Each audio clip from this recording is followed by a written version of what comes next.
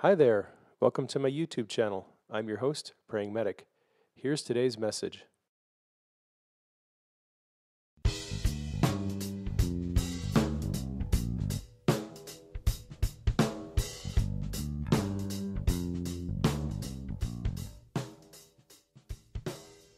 Hi, I'd like to welcome you to our show. I'm your host, Praying Medic. We're talking about life as a child of God and all things related to His kingdom. Thanks for joining us. If you're a new listener to the show, you can find articles and books and other resources on my website, www.prayingmedic.com. Now let's jump into this week's show.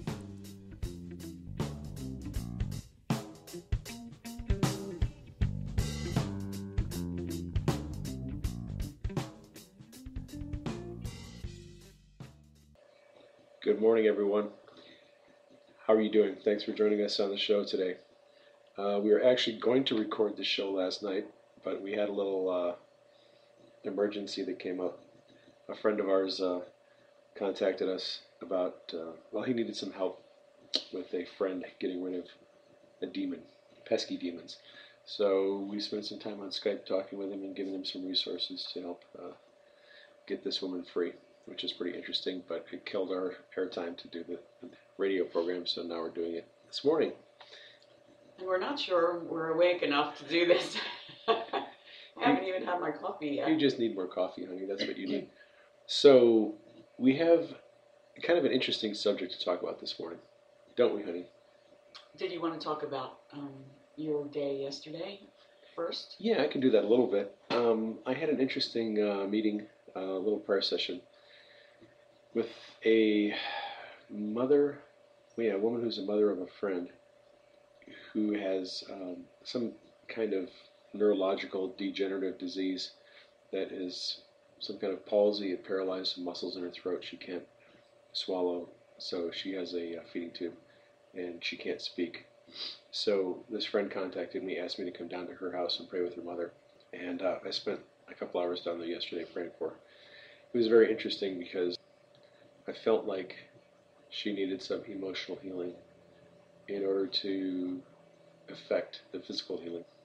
And I prayed over her for physical healing for about, 10 minutes, but there was no changes.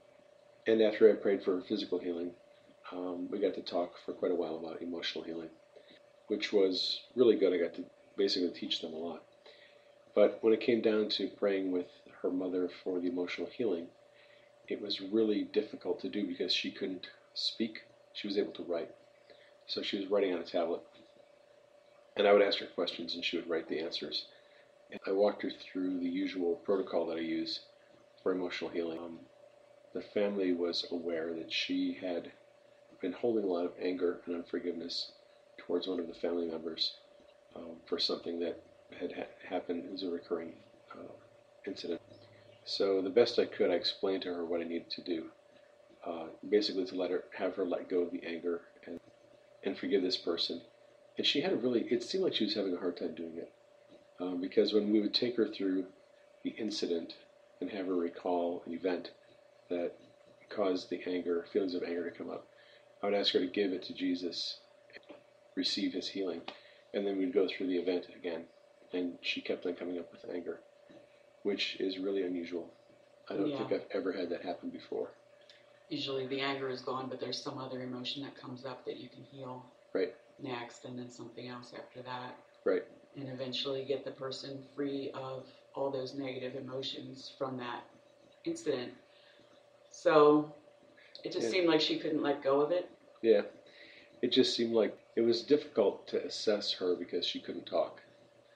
So it was all sort of secondhand information from her husband and her daughters.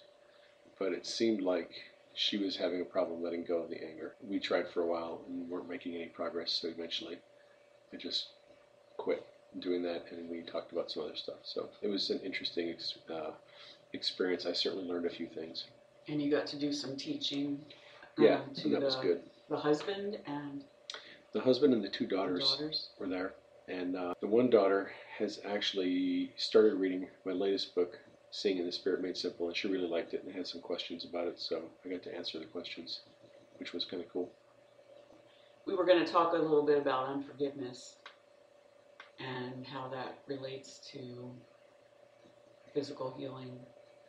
One of the things I always tell people, because I have had my own experience with a violent crime against me, and when I was 19, and I was kind of a victim of that, emotional victim for 20 some years, and could not recall that incident without crying. And I really tried not to recall it, I was just stuffing it a lot, and you just do that, and you try to go on and things. But, I had justifiable hurt from that, but the thing is, it was hurting me. It wasn't hurting, any kind of unforgiveness that I was holding against this person wasn't hurting him at all. He was totally out of my life, and, he went to jail and everything, and so I had no contact with him anymore, but it was hurting my life and keeping me from moving forward. So when I finally came to Christ and realized how Jesus forgave everything that I did, and we all do things, we all need forgiveness in some way or another, I just had that sort of aha moment that I have to forgive this person and free myself of this burden that I'm carrying, So it's really as much for yourself as it is for anyone else. If you're living with a family member, or you're in contact with a family member who is a repeat offender, let's say they keep doing things that are wrong and you're angry or whatever. So there's this passage in Matthew 18, and it's the parable of the unforgiving servant, where a servant is forgiven a lot of debt that he owes by his master, and then he turns around and refuses to forgive the debt, a very small debt that's owed him. At the end, in verse 32, it says, "Then his master, after he had called him, said to him, 'You wicked servant, I forgave you all the debt because you begged me. Should you not have also have had compassion on your fellow servant, just as I had pity on you?' His master was angry, delivered him to the torturers until he should pay all that was due him. Then Jesus said, 'So my heavenly Father will also do to you each, if from your heart you do not forgive your brothers his trespasses.'" This is a really interesting passage because it says that his master turned him over to the torturers. Wow. Yeah. Well, and I think that's what happens, is you actually kind of are tormented by the thing then for the rest of your life until you forgive. Yeah. But the thing is, everybody is messed up in some way. We've all done things, whether it's gossip or, speaking unkindly to people or about people, all the way to the really, what we think of as really horrible sins, rape and murder and things like that. So we all need forgiveness, and therefore... Are you saying it's easy to minimize the importance of the way we sin against other people? Yeah, I think we do. We have to realize that we've gotten forgiveness by others and definitely by Jesus in our lives.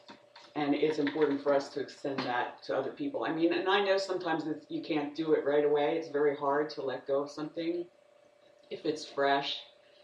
But the sooner you do, the better you're going to feel. And you will not give the enemy that foothold to come in and afflict you with some sort of physical thing. Right. Just try to keep in mind that the person who is sinning against you is messed up. And Jesus forgives them. So kind of like, who are you to continue to hold that against them when he is not? Right. I think it is helpful, at least for me, to remember that the reason why people do things against us is because they're wounded and messed up, and they've been abused and they've been neglected. So they're reacting out of their own hurt and woundedness. Mm-hmm. And if nothing else, that's a reason to be a little more compassionate towards people. So you got into an interesting book yesterday. Yeah, as we mentioned probably before, I'm going through this coaching program online, and this book was recommended. I just started reading it. We made reference in a previous podcast to something called The Inner Mean Girl. Yeah, and this book is about reforming your inner mean girl. So the idea is that we all have this critical voice inside of us that is saying, you're not good enough, you're ugly, you're fat, you're not as good as so and so, whatever. Nobody likes you. Nobody likes you. Nobody cares about you. You'll never get married. You'll never find a man. You're a phony. Yeah. So we know we have these voices, and of course, in the Christian community, we think of this as the voice of the enemy, and it is. And it is. But some people, this is sort of, I would say, along the New Age line. They just think of it as an inner voice inside you that you can kind of transform. And it really, as we were reading this book, I was reading it aloud at dinner time to my husband. And let me make a disclaimer first. So the thing that you have to understand is we as believers do not have a monopoly or a corner on the market for wisdom. We really don't. We would like to think that we do. Non-Christians have actually figured out some stuff that we have yet to figure out.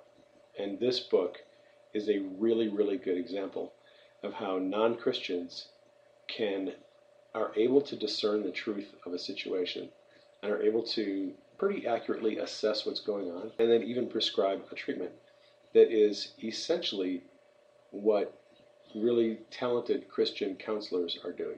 Yeah, it's kind of the equivalent. It's the secular equivalent to the kingdom. What you have to do when you read books like this is transpose some words. So they use words like your inner wisdom. And whenever you read inner wisdom, you have to think they're talking about your spirit. Mm-hmm. And when they talk about, the inner mean girl, they're essentially talking about, either a demon or some other voice. So the language of the book needs a little bit of translation, but the concepts are amazing. So you want to start reading? The genesis of your inner mean girl. As a woman, you certainly weren't born programmed to compare yourself, judge yourself, and feel guilty or inferior, right? It's not like when you were a baby, you laid around in your bassinet comparing your thighs to the babies next to you, or as a toddler were concerned that your naps were a waste of time.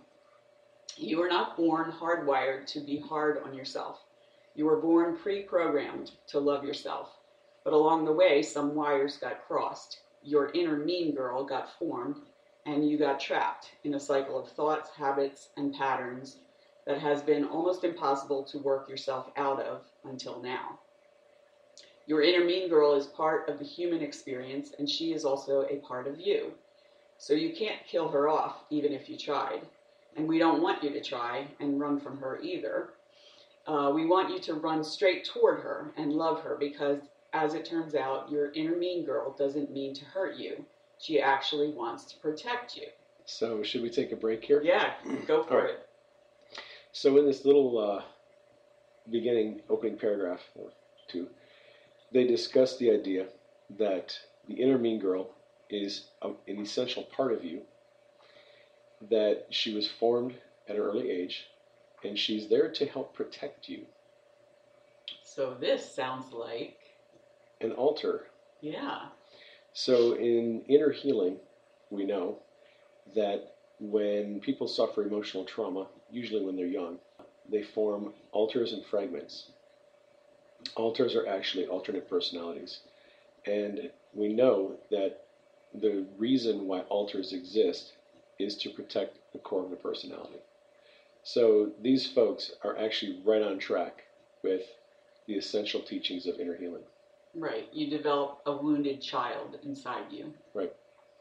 And it's a protective mechanism. Right. It's not like some disease or, Yes, you read correctly. Everything your inner mean girl does, all the toxic habits of comparison, judgment, driving you to perfectionism, overgiving, overdoing, underexpressing, and procrastinating, in her mind, serves one mission: protecting you.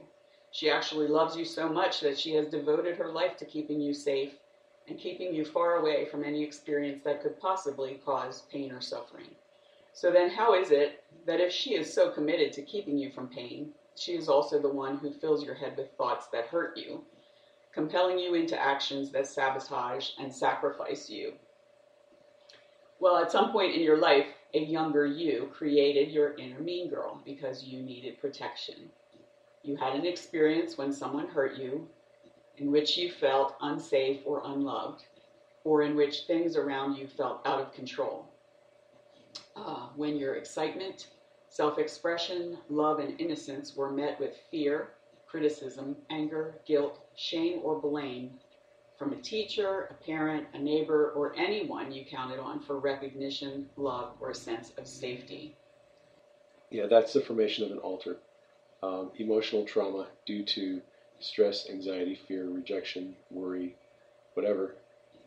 Your soul becomes fractured, fragmented, or however you want to describe it, and then an alter is formed that takes the emotional trauma and bears it to protect the core of the personality, which is pretty much exactly what they're saying.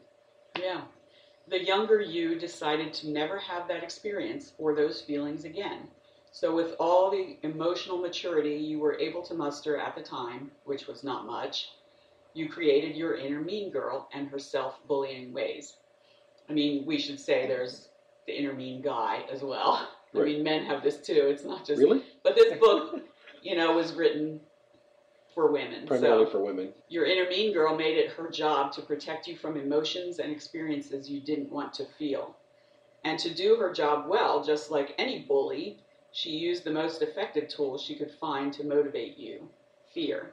For years, your inner mean girl has been using fear to motivate you in ways that you may be aware of, and in many ways you've been oblivious to, because for a time these toxic habits and thoughts did indeed protect you.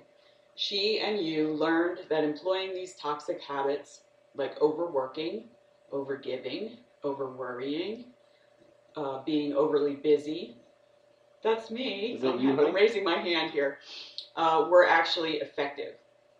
Maybe the payoff of all that inner mean girl fear has been you being more productive, personable, outwardly successful, accepted, and most of all safe and loved. She helped you feel a sense of belonging, even if it is to a tribe that no longer serves you. Yeah, I mean, that's true. You start working in your family, you try to please people. You gain acceptance. And so you gain some acceptance there, but you're getting into this people-pleasing behavior. Codependency, kind of thing. So there's lots of ways that it can affect. So, do you want more? Or you have to keep going because I want to read the testimonies from the popular, well-known people. Oh, that's actually before this, so I can go back to that. Okay. Mm-hmm. Yeah, here's something. With decades of combined coaching, teaching, and mentorship experience, and after suffering and recovering from this negative thinking affliction and self-sabotage syndrome ourselves, we've witnessed firsthand that self-bullying has nothing to do with how successful, smart, or beautiful a woman appears. In fact, some of the most outwardly successful or physically beautiful women we know, women who supposedly have it all, have inner mean girls that drive them to commit acts of abuse against themselves. Just listen and look at what women, who many of us look up to, are so courageously and vulnerably sharing about their own inner mean girls. Now, I no longer look up to Oprah, but you did at one point. I did at one point. And she's a very successful person. She is, yeah.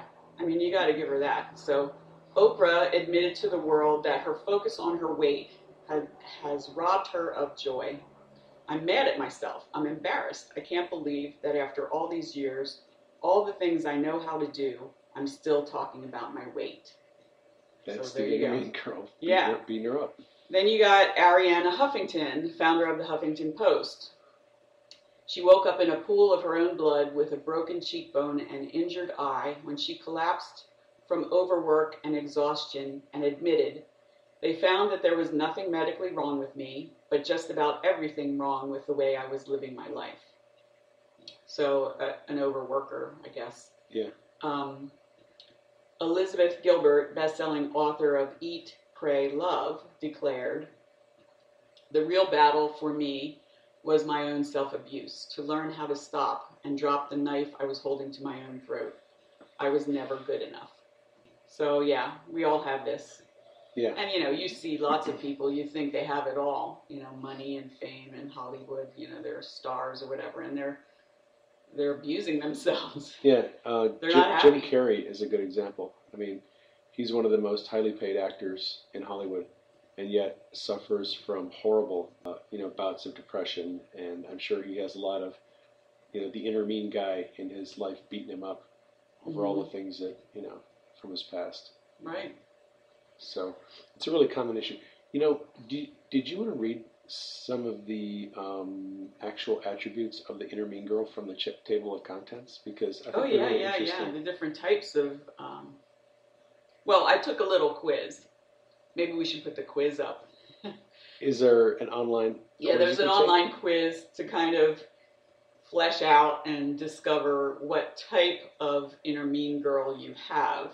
Or inner mean guy. Or inner mean guy. I'll put the link to the test in the notes below the podcast. It's not far. That's okay. I'm just... This gives me time to look at you, because you're beautiful. Oh, thank you. Yeah, there's a list of, and now these are the chapter names, the different types of mean girls. And of course they're going to prescribe how to... Reform your inner mean girl. So they're going to reform school, basically. Yeah. Okay, so reveal your type of inner mean girl. The achievement junkie, the comparison queen, the doing addict. You got her. That was mine, the doing addict who's just busy all the time. The drama queen, the fixer and rescuer, the good girl, the head tripper, the invincible superwoman, the martyr, aka the spiritual guru, starving artist, or super activist. That would be interesting. The overly optimistic partying cheerleader. How about that? That's me. You are kind of overly optimistic. The perfectionist. Well, I probably have a little bit of that to confess to. The rejection queen and the worry wart. Right, so I would imagine in each chapter go through a list of behaviors that this inner mean girl or inner mean guy, puts on you, and how it is formed, and then how you reform that person. Then it's like step 2 is expose your inner mean girl's tricks and triggers. Triggers. Oh my gosh, really? They use that same word that we use in the counseling. Yeah. What we try to do in inner healing is we're actually trying to trigger the altar to come up, or the inner mean girl or inner mean guy. Or the wounded child. And there's lots of words. Child. Yeah, the terminology varies depending on what culture you're speaking in. But what you try to do with, at least what I've had success with emotional healing, is you bring up events that trigger the inner mean girl or the altar child to come up. Mm-hmm. They feel the emotions, and temporarily that personality or the persona takes over your body and your mind and your soul, and they're the one that's talking. So you talk to them, and there are a lot of different ways you can go. One of the things that Steve Harmon found when he was doing this with a lot of people who have dissociative identity disorder is he was asking Jesus, how do I get this? Essentially, how do I reform their inner mean girl? And Jesus said, love them. And he found that loving, just doing acts of love for these altars and soul fragments is the best way to get them to mature and grow up and to reform them. Really, is love. He's essentially doing discipleship, teaching them about God, teaching them about Jesus, teaching them the truth and replacing the lies, because most of these wounded soul fragments and altars and children have been terribly deceived by demonic lies, and so they don't know the truth. So part of the process of reformation is loving them. The other part is teaching them the truth. We should mention too, we have a friend who calls it dissociative identity gift, right? Yes. Because it is a protective mechanism, and sometimes it's the only reason that the person is still alive. Yeah. That they have been able to fragment and partition off the wounds into other personalities. So, yeah. You know, we don't want to stigmatize or anything like that. We believe it's something that God gave us, And all of us. I'll go out on a limb and say that I believe every single person walking the face of the earth has some degree of either fragmentation, right, or outright altars in their soul. I think it's really hard to go through life and not develop these wounded parts of your soul that need to be healed. I think everybody has them. Yeah, it's to one degree or another. I can't imagine anyone having such an awesome, beautiful, blessed life that they never run into any kind of emotional trauma that devastates them. Exactly. And then there's step 3, discover what motivates your inner mean girl. So I'm sure if you can figure that out, that can help in the process. And then inspired action, bring your inner mean girl to life. Make your inner mean girl expose. And part 2 is meet your inner wisdom. So this is where you get to listen to, we believe, God's wisdom, the Holy Spirit, and turn up the volume on your inner wisdom. So make that override the critical stuff. Choosing to walk in the Spirit instead of walking, from the flesh. And believing the truth and not believing the lies. Make your inner wisdom your most trusted ally. Then part 3, make shift happen. Make shift happen. Yes. Give up self-bullying for good. Assign your inner mean girl her new job. So I guess that's the idea, is you're going to kind of shift her into a new role. Because she's going to remain there. And then there's achievement junkie, comparison queen. Okay, those are the list. That's the list of people. Right. Sounds interesting, and I think it'll help me because I am one of these people who has this inner voice that is telling me to just work. And I have to-do lists. I have little Post-it notes and pieces of paper with lists all over the place. And I keep adding to them, and I don't, it's like a never-ending. You've got your little hamster wheel going, don't you? Yeah. You need to get off that hamster wheel. Yeah, and then, I still have some of the I have the perfectionist stuff going on sometimes. I'm not as bad as I used to be. I think when I was younger, I was super perfectionistic, and then when I had my son, I kind of had to let go of some of that. You just don't have the energy, and when you have a child that doesn't sleep through the night for a year, you're kind of sleep deprived, and perfectionism is not like at the top of your list anymore. Getting some sleep is. So I gave up some of that. Well, we just wanted to share some insights from this book. We'll post a link to the book. Be sensible, eat the meat, spit out the bones, and realize that this is not this book, if you decide to read it, is not written by Christian authors. So use wisdom and discernment, but it does have some good principles. It's got a lot of humor in it, and the author has been using this in workshops to help women for a long time and has seen a lot of good results. So, did you want to talk about Sam's inner healing thing quickly? Oh yeah, the coach that I'm signed up with, Samantha Bennett of the Organized Artist Company,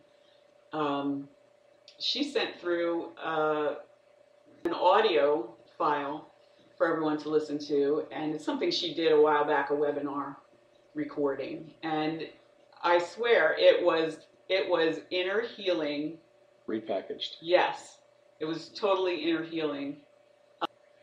You were taking all, it was about disappointment, getting over disappointment, bouncing back from disappointment, and you're basically taking all these emotions, all these feelings, all this grudges you're holding or whatever is going on, the need to hold on to it in the future, packaging it all up in a scrapbook and handing it over to a wise being.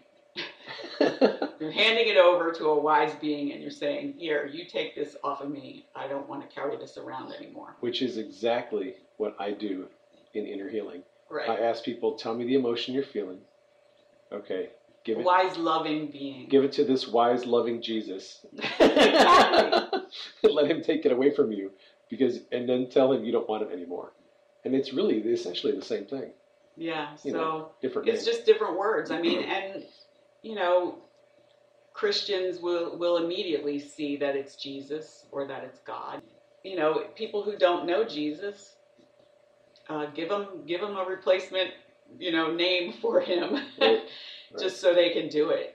So they can turn it over. And then actually in that exercise, there were people. It was kind of a live webinar, so there were people who were participating in it, and there were people who couldn't let go. They came on afterwards. Some of them said it was a wonderful experience. I was able to let go of all this stuff, and I feel so much better. And there were a few people who said, I couldn't do it. I couldn't let it go. I started thinking, who would I be if I don't have this anymore? Right. And that's another whole issue where people kind of hold on to their junk because they don't know who they are without it. Right. But it was very interesting to see that. Now, I wouldn't call Samantha Bennett secular. She is definitely fairly spiritual. is a spiritual person, and yet she tries not to push anybody toward any one thing. So she's being very open about whatever your spiritual beliefs are. You can, fit them into this. Yeah, she's speaking to a very broad audience, right, with a lot of different religious views. And so, if it helps people, I'm all for it. I think we need to start to see inside ourselves and see what we're holding on to and let go of this stuff. Let it go. Well, folks, that is our show for today. I hope you enjoyed it. Thanks for dropping by. If you're new to the podcast and you haven't been to my website, you might drop by and check out the articles I have there. If you have any questions or comments about this show, you can contact me at admin@prayingmedic.com. That's ADMIN @prayingmedic.com.